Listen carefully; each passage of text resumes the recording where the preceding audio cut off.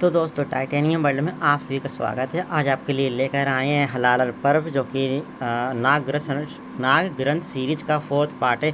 तो ज़्यादा बकर बकर और चप्पर चप्पर ना करते हुए चलते हैं अपनी स्टोरी पे। तो हमारी स्टोरी की शुरुआत होती है तिरंगा के ओरिजिन से। इस कॉमिक से हम लोगों को तिरंगा का ओरिजिन, परमाणु का ओरिजिन और अपना जो मोटा गेंडा था जिसे नागराज ने पीटा था तंजानिया में, क्या नाम था उसका नाम तो आप लोग कमेंट करके बताइएगा। उसका ओरिजिन, इन तीनों का ओरिजिन इस कॉमिक्स में दिखाया गया है और जो कि काफ़ी लाजवाब है। और अपना नागराज काफ़ी पिटता भी है लास्ट में लोगों से। तो चलिए चलते हैं आगे। सुपर हीरो कौन होता है? कोई महामानव जिसमें एक आम इंसान से कहीं ज़्यादा शक्तियाँ हों। हाँ बिल्कुल, सुपर हीरो तो वही है जिसकी शक्तियाँ अपराजेय हों। लेकिन ये ज़रूरी नहीं कि सुपर हीरो की अपराजेय शक्तियाँ हमेशा शारीरिक हों। चिंगारी आज़ादी की सुलगी मेरे जिस जश्न में है, इंकलाब की ज्वालाएं लिपटी मेरे बदन में है। मौत जहाँ जन्नत हो ये बात मेरे वतन में है, कुर्बानी का जज्बा जिंदा मेरे कफन में है। और पूरी दिल्ली आरडीएक्स के धमाकों से देर रही है। अगर तिरंगा सही समय पर नहीं आता तो हमारे ही पर खच्चर उड़ जाते। इंटरनेशनल टेररिस्ट एक्ट ने दिल्ली में जितने भी आरडीएक्स प्लान किए थे, मैं हर एक तक समय रहते पहुंचने में कामयाब रहा। बस एक आखिरी बम बचा है। थैंक्स तिरंगा, तुम ही सच्चे सुपर हीरो हो जो फ्लाईओवर से गुजरते उस तेज़ रफ्तार ट्रक में है, जैसे खुद एक्स चला रहा है। एक्स का प्लान ओखला पावर प्लांट उड़ाने का है। किसी भी हाल में उस ट्रक को रोकना होगा। हिंदुस्तान तो वैसे ही सुपर हीरो की परंपरा में बहुत पुरानी है। चंद्रशेखर आज़ाद, भगत सिंह, ईटीसी जितने भी दृढ़ इच्छा शक्ति वाले अपने देशभक्त थे। देश की आन के लिए उन्होंने अपनी जान कुर्बान कर दी। ये कोई सुपर हीरो ही कर सकते हैं। सुपर हीरो सिर्फ किसी शारीरिक शक्ति से युक्त महामानव को नहीं कहते। सुपर हीरो एक जज्बा है, एक भावना है। तो दोस्तों कॉमिक्स हम 2 पार्ट में लेकर आएंगे। का पार्ट थोड़े थोड़े बड़े होंगे तो वीडियो पूरी देखिएगा, ठीक है। आपके लिए कॉमिक्स लाते हैं और लाइक भर भर के कीजिएगा कम से कम। भले ही सब्सक्राइब ना करें लेकिन लाइक ज़रूर करें वीडियो को और शेयर ज़रूर करें, ठीक है। सुपर हीरो एक वैचारिक क्रांति है और वैचारिक क्रांति वही होती है जो एक धरोहर और संस्कार की तरह मौजूदा पीढ़ी अपने आने वाली पीढ़ी को देखा जाती है और अपना तिरंगा फट जाता है। तिरंगा नहीं, इतने भीषण ब्लास्ट को कोई सर्वाइव नहीं कर सकता, तिरंगा भी नहीं। ब्लास्ट पूरी तरीके से जल गई है। वैसे भी तिरंगा की रियल आइडेंटिटी, ब्लड ग्रुप या कोई भी वाइटल डिटेल हमारे रिकॉर्ड में नहीं है जिससे उसकी शनाख्त की जा सके। उसकी ज़रूरत नहीं है इंस्पेक्टर विनय। तिरंगा की कॉस्ट्यूम ही उसकी पहचान है। आपको इंस्पेक्टर विनय से याद आ रहा हो, ये विनय हमारे यही हैं, अपने क्या कहते हैं, परमाणु जी। एक्स की लाश का क्या हुआ? शायद नदी के बहाव के साथ दूर निकल गई। हमारी सर्च टीम तलाश में लगी हुई है। जिस बात से देश और दिल्ली को सबसे ज़्यादा फर्क पड़ता है कि वह है देश ने आज एक सच्चा देशभक्त खो दिया। तिरंगा शहीद हो गया। सुपर हीरो की सबसे बड़ी सुपर पावर होती है अमरता। तिरंगा नहीं मर सकता, सुपर हीरो कभी नहीं मरते। सुपर हीरो अमर हो जाते हैं जब तक भारत लहराता रहेगा तिरंगा। भगत सिंह, राजगुरु, अशफाकुल्ला खान, चंद्रशेखर आज़ाद, ये सभी अमर हैं। इनकी देशभक्ति अमर है। New Delhi now. तो दोस्तों मैं हूं आपका अपना आरजे भारत देशमुख और आप सुन रहे थे हमारी स्पेशल प्रोग्राम जो शहीद हुए हैं उनकी ज़रा याद करो कुर्बानी। इस कॉमिक्स को एक्चुअली 15 अगस्त पर रिलीज़ करना चाहिए था।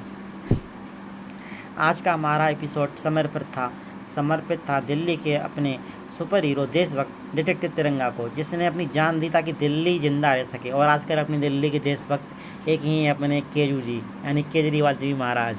चलिए ज़्यादा बात नहीं करते हैं, अच्छे शासक भी हैं। खैर हमें उनके बाद राजनीति में नहीं घुसना चाहिए। कुछ साल पहले उस दिन अपने सुपर हीरो, अपने आइडल की लाश के सामने मैंने शपथ ली थी कि तिरंगा नहीं मरेगा। शहीदों ने जिस देश की असमत और आज़ादी के लिए अपना सर्वस्व न्यौछावर किया, उनके सम्मान के प्रतीक अमर जवान ज्योति को चंद असामयिक तत्व अपनी उद्देश्य पूर्ति के लिए अपमानित करें, किसी भी देशभक्त सहन ना होगा। और अपना तिरंगा मर चुका था, लेकिन ये लड़का है जो कि उससे प्रेरित था, तो ये तिरंगा की कॉस्ट्यूम पहनकर आगे लड़ने के लिए। अब भी जिसका खून ना खोला, खून नहीं बेपानी है, जो देश के काम ना आए बेकार बेजवानी है। हाँ, मैंने अपने सुपर हीरो के सब पर ही शपथ ली थी, जब तक भारत में लहराता रहेगा तिरंगा। जब तक भारत है तब तक लहराता रहेगा तिरंगा। ये दंड नहीं, ये न्याय स्तंभ है। ये दंडित नहीं करता बल्कि तुम जैसे उपद्रवियों को अनुशासित करता है। किसी साधारण टेजर गन से कई गुना ज़्यादा पावरफुल करंट फ्लो है इसमें। ढाल से निकलने वाली रबड़ बुलेट्स तुम्हारी जान नहीं लेंगी, लेकिन असल बुलेट जैसा ही दर्द पहुँचाएंगी, फट फट फट फट फटाक। कुछ साल पहले आज के ही दिन तिरंगा दिल्ली से गया था और आज के दिन ही तिरंगा वापस आया है। दिल्ली अब सुरक्षित है। ब्रेकिंग न्यूज, इतने समय बाद देश की राजधानी है फिर से लहरा है तिरंगा। क्या देशभक्त डिटेक्टिव वापस आ गया या फिर कोई बहरूपिया है? जानने के लिए हमारे साथ बने रहिए सिर्फ भारतीय न्यूज चैनल पर आज तक। जनता जानना चाहती है आखिर इतने सालों तक कहाँ था तिरंगा? किसका चेहरा है देशभक्ति के इस नकाब के पीछे? नहीं, बचाओ बचाओ। ऐसा क्यों लग रहा है जैसे अचानक एक्शन थ्रिलर के चेंज होकर हॉरर चैनल लग गया हो? अचानक से वैम्पायर और ज़ॉम्बी अटैक बेबी दिल्ली में। कहीं ये सब प्रोटेस्टर का नया नाटक तो नहीं है? नहीं, नाटक नहीं है, तो सचमुच के ज़ॉम्बी हैं। मेरे bullets and fire proof costume को इनके दांत भेद नहीं पाए और न्याय स्तंभ इन्हें मुझसे दूर रख सकेगा। कड़ा कड़ कड़ कड़ कड़। सुपर हीरो बनने के एग्जाम में ये सवाल आउट ऑफ सिलेबस आए हैं। तिरंगा की पोशाक धारण करने से के पहले ही दिन मेरा मतलब पहली रात में देश के दुश्मनों से लड़ने को तैयार था, लेकिन वैम्पायर्स और ज़ॉम्बी से नहीं। अपना तिरंगा काफ़ी अच्छी कॉमेडी मार रहा है कि सरदार कॉमेडी हो गई। मैं अकेले इतने लोगों की भीड़ को नहीं बचा सकता। लो, तिरंगा की फटकी एक हो गई। अगर इन्होंने यहाँ सारी भीड़ को इन्फेक्ट कर दिया तो जल्दी दिल्ली और उसके बाद पूरा देश वैम्पायर और ज़ॉम्बी से भरा नजर आएगा। मुझे मदद चाहिए। एटॉमिक रिंग्स पावर ब्लास्ट बनाम। जिंग जिंग जिंग। और अपने आ गए परमाणु देवता। जय हो परमाणु देवता की। बंडरमैन परमाणु, इसे भी पिछले कई सालों से किसी ने नहीं देखा। देश भर डिटेक्टिव के साथ साथ दिल्ली की छत ने भी कमबैक कर लिया। मुझे उम्मीद नहीं थी कि परमाणु दोबारा कभी वापस आएगा। बंडरमैन, देश भर डिटेक्टिव, दिल्ली की दो रखवाले एक बार फिर एक साथ थे। सॉरी दोस्तों, पेज कट गया है। मेरे सूट का आर्टिफिशियल इंटेलिजेंस सिस्टम जो इंडियन इंटेलिजेंस डेटाबेस से लिंक्ड है, इसमें एक लड़के का आधार कार्ड डिटेल मौजूद है जो खुद को तिरंगा बुला रहा है। इस लड़के ने तिरंगा बनने की तो तैयारी ज़बरदस्त की है। वैसे भी एक जो स्थिति पहना हुई है उसमें जितने भी रक्षक आ जाएं बेहतर है। क्या परफेक्ट टाइमिंग है कम बैक की परमाणु। सेम टू यू तिरंगा। दोनों रक्षकों के अपने अंतर्द्वंद थे। ये सिर्फ देखने में थ्रिलिंग और आसान लगता है। मुझे मेरे टाँके उधड़ते महसूस हो रहे हैं। क्या मैं वाकई इस योग्य हूँ? क्या मैं बाकी रक्षक कहलाने लायक हूँ? इंस्पेक्टर विनय के रूप में अपना एक हाथ और दोनों टाँगे गवा देने के बाद भी दोबारा कभी परमाणु बन पाऊँगा, मैंने सपने भी कभी नहीं सोचा था। परमाणु सूट की आर्टिफिशियल इंटेलिजेंस के साथ साथ उनके कृत्रिम अंगों को चला पाना आसान नहीं है। ये तो पूरा स्टील वाला काम कर दिया इस यूनिवर्स ने, नरकनाथ नागराज की यूनिवर्स ने। खैर, अपने स्टील महोदय का तो सिर्फ इंसानी दिमाग है, नहीं इनके पास हाथी पैर अकेले वो हैं लोहे के। क्या मैं पहले की भांति क्राइम फाइटिंग कर पाऊंगा?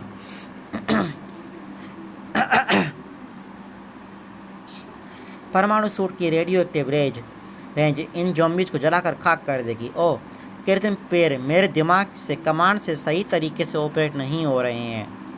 परमाणु लड़खड़ा रहा है, मुझे उसकी मदद करनी होगी। ज़ॉम्बीज़ को इलेक्ट्रोक्यूट के बच्चों को दूर करना होगा।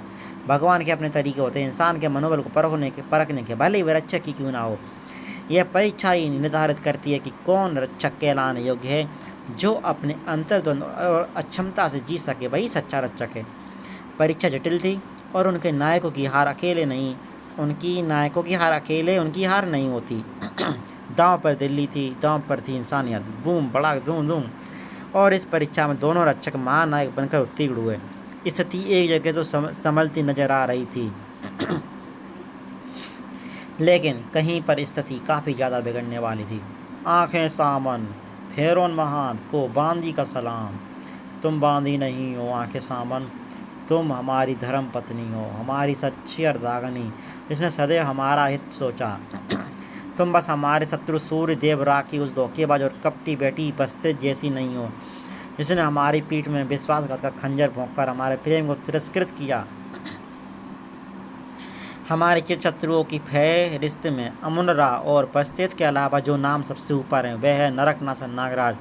नागराज को माफियाई मम्मी फाई करने की तैयारियां आरंभ करो। आंखें युग श्राप से बंधी उससे ज़्यादा खतरनाक मम्मी ना पहले कभी निर्मित हुई थी ना उसके बाद निर्मित होगी। हमारा ब्रह्मास्त्र बनेगा मम्मी नागराज, जो हमारे शत्रु का नाश करेगा। आप देख रहे हैं यहाँ पर नागराज जी को मम्मी बनाने की तैयारी जोरों शोरों से चल रही है। क्या ये अपनी तैयारी में कामयाब होंगे, ये जानने के लिए बने रहिए हमारी पूरी वीडियो में। अंधेरे के देवता अनिमुस के प्रथम प्रतिनिधि ड्रैकुला के आह्वान से संसार में तामसिक शक्तियों का जो रेला उमड़ रहा था, उसमें नरक नाशक को अपने चिर शत्रुओं के भय हिरस्त्र में अव्वल नंबर पर शुमार करने वाला तूतनखामन अकेला प्रतिभागी नहीं था। आखिरकार कैद से मुक्ति मिली अष्टभुजा सर्वांग। आप ये देख रही हैं इसको, ऐसे आपने नागराज अतिरंगता में देखा ही होगा। इबे कल मुही महाविनाशिनी मिस किलर और वे नरक का नौटंकीबाज नागराज इस बार तुम्हारे साथ सम्मिलित होकर मेरी मृत्युजीवी सेना की संख्या बढ़ाएंगे। तूतनखामन और बोखाराच जैसे दिग्गजों का धरती के आया में पुनरागमन पाप परिषद की नज़रों से छूता नहीं था। इस बात पर तो बोल ही लगनी चाहिए कि नागराज मम्मी बनने मृत्युजीवी। मेरे 10 करोड़ डॉलर नागराज की मम्मी बनने पर, मेरे 10 करोड़ मृत्युजीवी बनने पर, तो आखिरकार ये बिना जान का जमूरा वापस आ गया। खैर, ये पटाखा एक बार बज चुका है, मेरी इसमें कोई दिलचस्पी नहीं है। मिस किलर के होंठों पर हमेशा की तरह मनमोहिनी मुस्कान कुटिल अटखेलियां खा रही थी।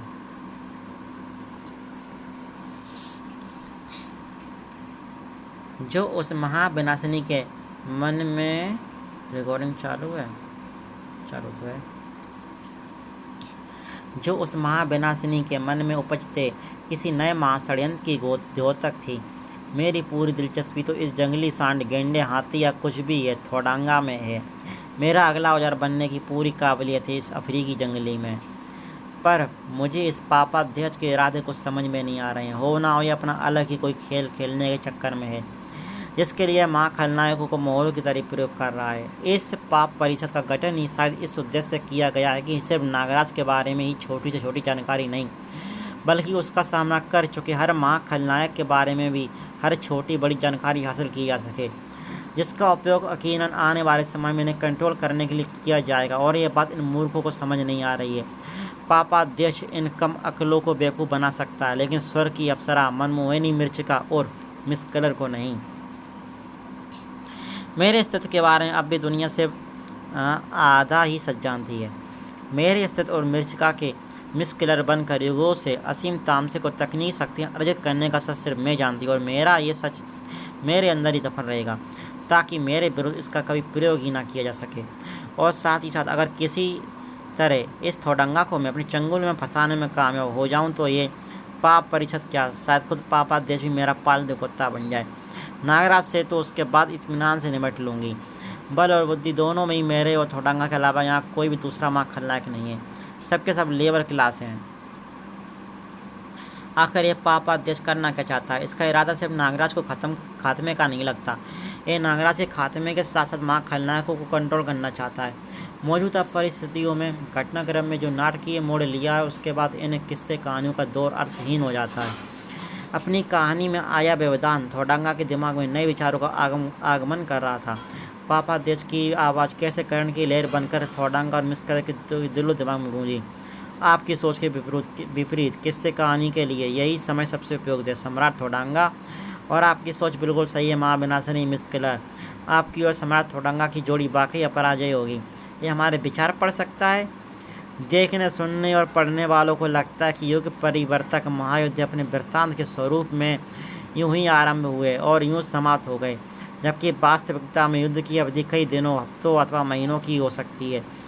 अलग अलग तामसिक आयामों से आती है महाशक्तियाँ और महापापियों का महापापी ड्रैकुला नागराज और उसके साथियों के साथ कितना लंबा युद्ध करेंगे, देखना दिलचस्प अवश्य होगा। परंतु हर पल रोमांचक हो ये आवश्यक नहीं, इसलिए दोहरा रोमांचक बनाए रखने के लिए सम्राट थोडंगा अपनी कथा जारी रखेंगे। तो शुरू होती है थोडंगा की ओरिजिन की कहानी। शुरू करता हूँ, पहले ज़रा प्यास बुझा लूँ। हाय, गट गट गट, हाँ अब ठीक है। हा हा हा हा हा हा। थोडंगा अपनी प्यास बुझाने में व्यस्त था और घटनाक्रम तेज़ी से आगे बढ़ रहे थे। जिस स्थान पर बोकारच अपनी मृत्युजीवी सेना के साथ अवतरित हुआ था उसे मेजर कलतकर और उसके ट्रूपर्स ने चारों तरफ से घेर लिया था। स्टनर स्ट्रिंग्स तैयार कर लो commandos, air attack stand by पर रखो। हालांकि मैं जानता हूँ हमारे तरीके इन पर ज़्यादा कारगर सिद्ध नहीं होने वाले। इन्हें सिर्फ 2 लोग ही रोक सकते हैं। इनमें से एक नागराज फिलहाल पहुंच से बाहर है और दूसरा प्रोफेसर कालराज यानी कालराज तिलिस्मा यहाँ आ चुका है। मुझ जैसे ही तुम्हारा मैसेज मिला था मैं यहाँ पर आ गया कत्ल कर। फिलहाल आप ही हमारी उम्मीद है प्रोफेसर। तिलिस्म से इनका निकल पाना असंभव था। यह आखिरकार बाहर कैसे निकले उसे छोड़ो प्रोफेसर, वापस अंदर कैसे जाएं इस पर संचित निबंध लिखो बेबी जल्दी। त्रिकालराज हा तू आ गया बड्डे। मुझे खुशी हुई कि तू मेरे और मेरी मृत्युजीवी सेना के लिए उपहार स्वरूप तू आहार बनाने वाले मानवों की फौज लेते आया है। तेरा तिलिस्म केद ने हमारी क्षुधाग्नि बुरी तरह से भड़का दी है। आहार का उपहार तो हमने स्वीकार किया, लेकिन इसका ये अर्थ बिल्कुल नहीं है कि तुझे बख्श दिया जाएगा। अष्टभुज सर्वांग मृत्युजीवी सेना आक्रमण। तेरी तिलिस्म केद काफ़ी यातनादायक थी बुड्ढे। मेरी पूरी कोशिश रहेगी कि खातिर उतारने में कोई कमी ना रह जाए। खातिर जमा रख बोकारच, खातिर जमा रख। यातनाओं की आदान प्रदान में कोई कमी हम भी नहीं छोड़ेंगे। अब अपनी शुरू होती है कहानी नागराज से, जहाँ पे अपनी पिछली कॉमिक्स ख़त्म हुई थी। नागराज चिर शत्रु। कितने दिनों तक मैंने इस पल की प्रतीक्षा की है। काश तुम देख सकते कि कैसे पूरे विश्व में तामसिक शक्तियाँ अपना वर्चस्व स्थापित कर रही हैं। अपने आराध्य अंधेरे के खुदा अनिबुस की आज्ञा का पालन करने में अंततः में कामयाब रहा।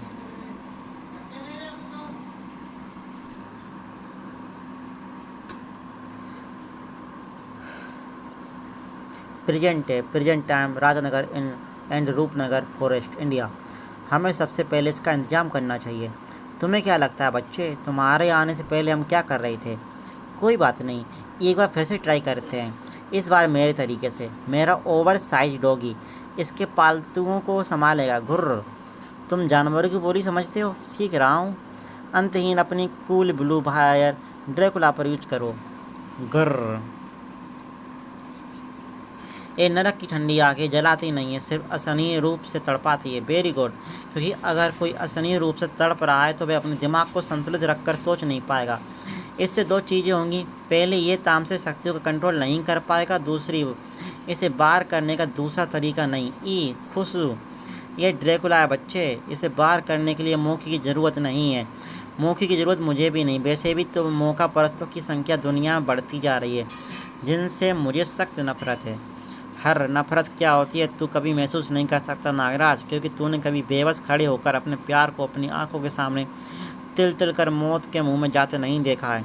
तू गलत है ड्रैकुला। हर तू बहुत ज़्यादा गलत है। हिसाब गिनना शुरू कर दे द्राक। तेरे पापों का हिसाब मेरा मित्र चुकाएगा। कि तुझे गिनने के लिए भीख में मिला तेरा अमर जीवन कम पड़ जाएगा। फच खचा। जय बाबा गोरखनाथ।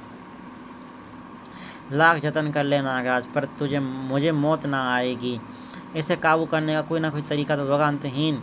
ये तरीका तुम्हारे पूर्व जन्म की कथा से संबद्ध है नागराज। उस कथा का पूर्ण होना फिलहाल आवश्यक है। फिलहाल उसके लिए इस परिस्थिति अनुकूल नहीं लग रही है।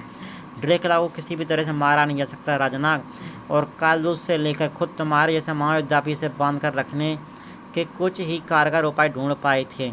ओह नहीं अंतहीन। धड़। रुक जाओ अंतहीन। मैं श्राप से बंधा हुआ हूँ नागराज। अगली रात्रि तक मैं तुम्हारी कोई सहायता नहीं कर सकता। बरगद के नीचे ध्यानमग्न नगीना सारी घटना को अपनी नज़रें जमाए हुए थी। हा। गड़बड़ हो गई। अंतहीन की आत्मा वापस पेड़ पर लटक गई। आकर मुझे नागराज की सहायता करनी होगी। प्रिंस क्रो के जाते ही उसकी सेना नेतृत्वहीन हो गई थी। Cram cram cram. अफसोस नागराज, ना तेरा दोस्त तेरे काम आया, ना तेरी शक्तियाँ। हर बड़ाम दोस्ती वे पर ज्ञान वे दे रहा है जैसे दुश्मनी के अलावा कोई भाषा समझ में नहीं आती। डोगा। टेंशन देव नकोस कुत्रा आले आहे तुली नीट समझून घेल। वाह, डोगा भी आ गया। टेंशन बदले कुत्ता आ गया तो जो ठीक से समझा लूँगा। क्या लिखा है पता नहीं। होगा डोगा तुम यहाँ कैसे? जैसे फालतू सवाल पूछ कर टाइम वेस्ट नहीं करते, डायरेक्ट एक्शन पर आते हैं। अच्छा किया, वरना मैं बोरियत से ज़रूर मर जाता। तू बस मर हरामखोर, किसी भी चीज़ से मर, तू बस मर। अनीब उसके प्रथम अनुयायी को तो देवता भी नहीं मार सकते, तुम तुच्छ प्राणियों की क्या बिसाते। हर उस भीषण टकराव में जैसे पूरा जंगल थर्रा रहा था। अब ये क्या चीज़ है, इसका ही कोई पालतू है क्या? और थर्राहट तेजी से बढ़ती चली आ रही, इस महाजलजले की किसी ने अपेक्षा नहीं की थी। ये तो क्रोध केतु को भी है। एक और पुराना शत्रु आ गया। इससे भी पिछली बार हिसाब अधूरा रह गया था। पागल भेड़िए, ये भी यहाँ आ गया। यहाँ तो सुपर हीरोज की लाइन लगती जा रही है, फिर भी ड्रैकुला काबू में आने का नाम नहीं ले रहा है।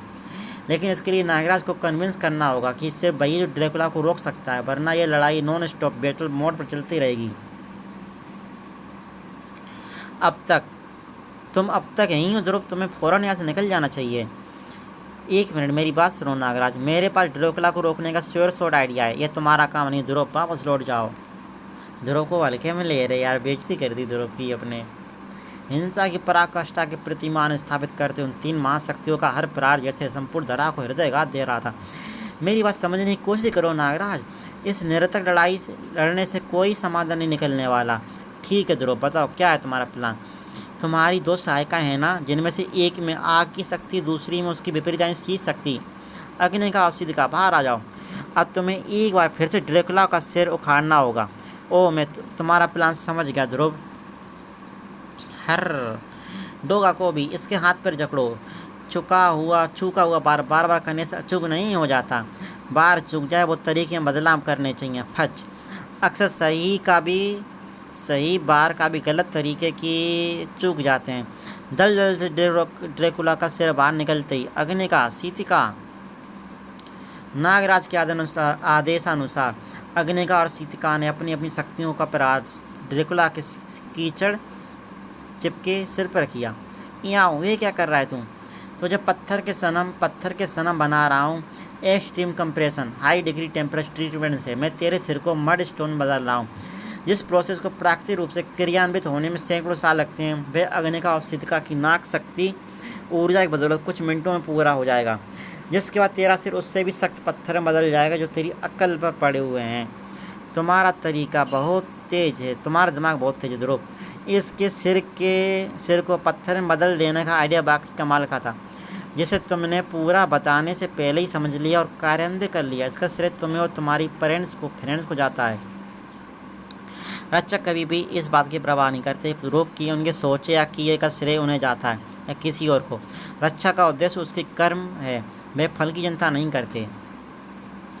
ड्रैकुला के सिर के पाषाणीकृत होते ही उसका शरीर निष्क्रिय हो गया। जमीन से टकराते ही जैसे ट्रक से निकले काले धुएं बदलकर गायब हो गया। ड्रैकुला के साथ साथ उसके अनुयायी जैसे रात के अंधेरे में अचानक आए थे, उसी तरह अचानक पलायित हो गए। रक्षकों की विजय का जयघोष करने जैसे सृष्टि भी रात्रि के चारों ओर को चीर फाड़ प्रातः किरणों को आलिंगन कर रही थी। हाँ, पूर्णमासी का चंद्रमा डूबा। फिलहाल के लिए मुझे मेरे भेड़िया रूप से मुक्ति मिली। हाँ, तेरा चांद सा रोशन चेहरा पहचान में भी नहीं आ रहा था, परंतु तमस जाने का अर्थ यह नहीं कि अंधकार खत्म हो गया। इसी समय की प्रतीक्षा थी हमें। सूर्य देवरापर अब इस शताब्दी का सबसे बड़ा ग्रह थोड़ी देर में लगेगा। राह और उनके अनुयायियों का डोट पता नहीं। मुबारक हो नागराज, इन कंपनी ने मोर्चा जीत लिया। अगर हम वहाँ पहुँच जाते तो वे लोग जल्दी जीत जाते। प्रोफेसर के इमरजेंसी कॉल के बाद यहाँ पहुँचना ज़्यादा ज़रूरी था, क्योंकि इस मोर्चे पर फिलहाल कोई रक्षक मौजूद नहीं है। हमारे सामने यहाँ पहुँचने तक मिसेज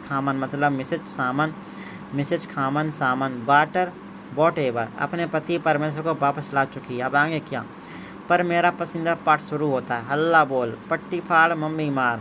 या मम्मी नहीं, मम्मी है बंदर। तुम्हें क्या पता, हो सकता कि इनमें से कोई मम्मी किसी की मम्मी हो। थोड़े से शब्द कट गए हैं दोस्तों, तो सॉरी। तुम लोग नागराज के साथ मिलकर तुम लोग पहले भी मेरा रास्ता काट चुके हो। अच्छा हुआ जो खुद ही मुझसे मिलने आज चले आए। तूतन सेन, चीर डालो सबको।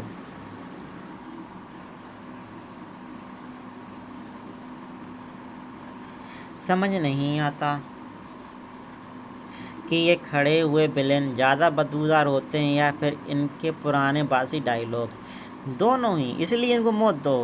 कैच फायर ब्लेज मॉडर्न तू इस गिरे का प्राणी नहीं है, तू इनकी सहायता क्यों कर रहा है महामूर्ख, भाग। पिछली बार तुम मुर्दों के मुरब्बों से टकराव के बाद रिप ने यह खास सूकर प्लकली का गन डिजाइन की है। इसका इस्तेमाल पैरानॉर्मल सेक्शन मैकेनिज्म में तुम्हारी पट्टियाँ खींच लेगा और तुम्हारी सेम हो जाएगी। ग्रो अप मोटी। तूतनखामन को जादू का शहंशाह यूं ही नहीं कहा जाता, वज्रगृहवासी। मेरे जादू की यथाशक्ति ने तो तेरे पूर्वजों को भी मेरे अधीन कर दिया था, जिससे उन्होंने मेरा गुलाम बनकर अपने अति उन्नत विज्ञान का प्रयोग न सिर्फ मेरे लिए पिरामिड निर्माण के लिए किया, बल्कि वज्रगृह की तकनीक और मिस्र के जादू की सहायता से ऐसे हथियारों का आविष्कार किया जिनका आह्वान सिर्फ मैं कर सकता हूँ। मेरे पूर्वज, क्या ये सच बोल रहा है या फिर मुझे भ्रमित करने को इसकी चाल है? तूतन झूठ नहीं बोल रहा, ये तकनीक वाकई वज्रगृह की है। तूतनखामन के एक जादू के झटके में बाजी पलट दी थी। दूसरी ओर नगीना नागराज के पास पहुंचकर उसे बसु स्थिति से अवगत करा चुकी थी। क्या कह रही हूँ नगीना? ये ठीक कह रही है नागराज। बनारस से तुम्हारे जाने के बाद मैं वापस अपनी मुहिम में जुटा हुआ था। जब आधी रात के वक्त घाट पर जलते एकाएक मुर्दे उठ खड़े हुए। बुफ बुफ, ये क्या हो रहा है दोस्तों? वाह! वातावरण में तीव्र तामसिक ऊर्जा और पाप फैल रहा है डोगा। पहले तो बिन बुलाए वापस आने वालों का रिटर्न टिकट काटा मैंने। जानवरों, खासकर कुत्तों के पास तामसिक और पाप ऊर्जा को महसूस करने की शक्ति इंसानों से कई अधिक विकसित होती है। मेरे स्वान मित्र तामसिक ऊर्जा के उद्गम स्रोत तक मुझे पहुंचा सकते थे, लेकिन एक दिक्कत थी, कुत्ते बाकी भी क्षेत्र का उल्लंघन नहीं करते। इसलिए मेरी सहायता के लिए मेरी डॉग स्क्वाड ये स्पेशल फीचर की वे क्षेत्र अनुसार अपनी गंध बदल सकते हैं, जिससे हर कुत्ते को लगता है कि वे उनके ही क्षेत्र के कुत्ते हैं। इस तरह मैं और मेरे साथी यहाँ तक पहुँचे। दूसरे रास्ते हमारा सामना पाप शक्तियों से हुआ। मैं भी यहाँ तुम्हें चेताने आया हूँ बाप नागराज को भी तू के अज्ञात आयाम में घुसपैठ करने और उसके दिमाग से मिली जानकारी के वैसे सब कुछ नागराज को बताता चला गया। ड्रैकुला निष्क्रिय होने के बाद स्थिति क्या है नगीना? कुछ खास स्थिति अच्छी नहीं है। ड्रैकुला की तामसिक ऊर्जा तबाही का काफ़ी सामना दुनिया में ला चुकी है। इस चंद्रमुंड का हाथ अपने हाथ पर रखो। तंत्रमुंड की संप्रेषण शक्ति संसार भर में घटित हो रही घटनाओं को जैसे उनके मस्तिष्क पटल पर प्रक्षेपित करती चली गई। बोकारच और तूतनखामन वापस आ गए हैं। इनमें से एक बार में एक ही दुनिया ख़त्म करने को काफ़ी है। ये डबल जो संसार झेल नहीं पाएगा। जिस डार्क एनर्जी से पोर्टल खोल उन्हें लाया गया है, उन्हें वापस पोर्टल में भेज सकती है, और ऐसा या तो ड्रैकुला कर सकता है या फिर अनिबोस। तो आगे दोस्तों क्या होगा कहानी में, क्या होगा? नागराज साथ क्या ये दोनों नागराज की पिटाई करके निकल जाएंगे या फिर अपना ध्रुव चलेगा अपनी दिमाग की नई चाल, जिससे कि नागराज बिना पिटे इन लोगों को हरा कर इनके वापस आयाम में भेज सके? तो हमारी अगली वीडियो जल्दी आने वाली है, तो बने रहिए हमारे साथ। जय हिंद, जय भारत। तो चैनल को सब्सक्राइब जरूर कर लीजिए, ठीक है, और पूरी वीडियो ज़रूर देखिए क्योंकि कॉमिक्स अच्छी है काफ़ी ज़्यादा, और अगले पार्ट का इंतज़ार कीजिए, वो जल्दी आ जाएगा।